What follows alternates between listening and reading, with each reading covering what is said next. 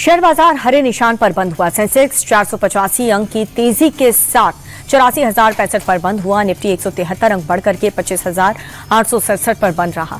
Sensex के 30 share में से 21 में बढ़त और 9 में गिरावट दर्ज की गई और वहीं निफ्टी के 50 में से 36 शेयरों में तेजी रही।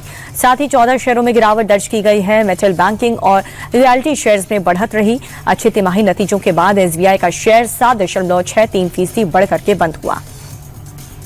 बाजार में तेजी के चलते कई शेयर्स को बम्पर फायदा हुआ, वहीं कुछ शेयरों को नुकसान का सामना करना पड़ रहा है। एसबीआई, श्रीराम फाइनेंस और ग्रेसिम टॉप गेनर्स रहे और वहीं मैक्स हेल्थकेयर, पावर ग्रिड और आईटीसी टॉप लूजर्स रहे। अमेरिकी डॉलर के मुकाबले रुपया टूटा, 9 पैसे कमजोर हुआ, जिसके बाद एक अमेरिकी डॉलर की कीमत 90,074 पैसे हुई। फॉरेक्स ट्रेडर्स के मुताबिक दिन भर रुपए में काफी उतार चढ़ाव देखने को मिला। घरेलू शेयर बाजार की मजबूती और विदेशी निवेशकों की खरीदारी से मिले सपोर्ट को निवेशकों के रिस्क ऑफ रुख ने रुपए को कमजोर कर दिया है।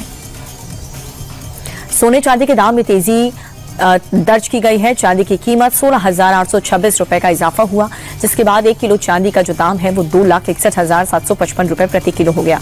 वहीं 24 कैरेट सोने का दाम में भी इजाफा हुआ। सोने का दाम करीब 3,515 रुपए तक बढ़ गया, जिसके बाद 10 ग्राम सोने का भाव 1,58,930 रुपए हो गया। नॉन बैंकिंग फाइनेंस कंपनी आई का आईपीओ आज ओपन हुआ है। कंपनी इस इश्यू के जरिए 1,000 करोड़ से ज्यादा रुपए जुटाना चाहती है। निवेशक आईपीओ में 11 फरवरी तक बोली लगा सकते हैं। इन्वेस्टर्स मिनिमम 14,964 रुपए का निवेश कर सकते हैं। आईपीओ के अधिकारी तौर पर खुलने के पहले कंपनी ने 6 फरवरी को एंकर निवेशकों के जरिए 454.5 करोड़ रुपए जुटा लिए। फरवरी के पहले कारोबारी हफ्ते में टॉप 10 कंपनियों की कंबाइंड मार्केट वैल्यूएशन में बढ़त हाई हुई है।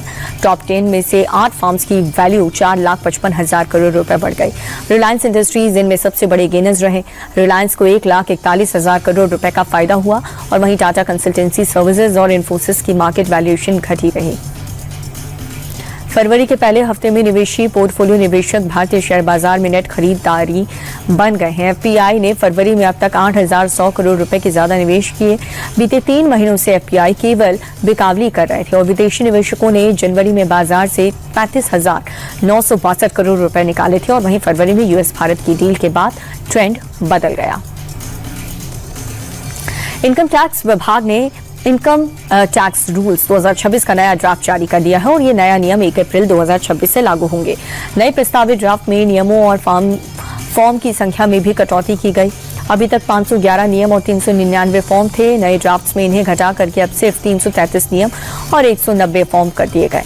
टैक्स फाइलिंग की प्रक्रिया को सरल बनाने के लिए ये फैसला लिया गया है।